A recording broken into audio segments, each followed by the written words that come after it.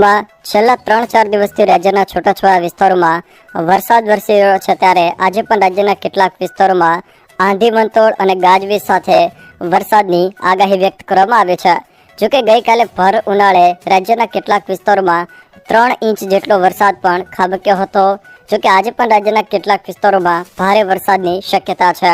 આજે રાજ્યના કયા વિસ્તારોમાં કેવા વરસાદની આગાહી છે એ તમામ માહિતી વિશે વિડીયોમાં આગળ વાત કરીશું, તો છેલ્લે સુધી જોતા રહેજો.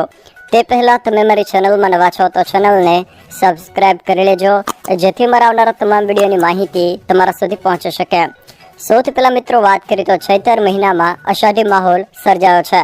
ગઈકાલે કચ્છમાં ભારે વંટોળ સાથે ધોધમાર 3 ઇંચ વરસાદ ખાબકતા જળબંબાકારની સ્થિતિ સર્જાઈ હતી. સૌરાષ્ટ્ર, કચ્છ અને ઉત્તર ગુજરાતના છૂટાછવાયા વિસ્તારોમાં કમોસમી વરસાદ વરસ્યો છે.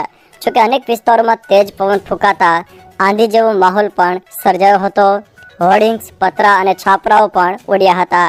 જોકે મિત્રો ગઈકાલે કચ્છમાં સતત બીજા દિવસે વિવિધ વિસ્તારોમાં વરસાદી માહોલ રહ્યો હતો. અંજારમાં બપોરે 2 વાગ્યા અરસામાં ધોધમાર વરસાદ પડ્યો હતો. ગ્રામ્ય વિસ્તારોમાં પણ ભારે વરસાદી માહોલ જોવા મળ્યો હતો. જોકે રાપર તાલુકાના ગાગો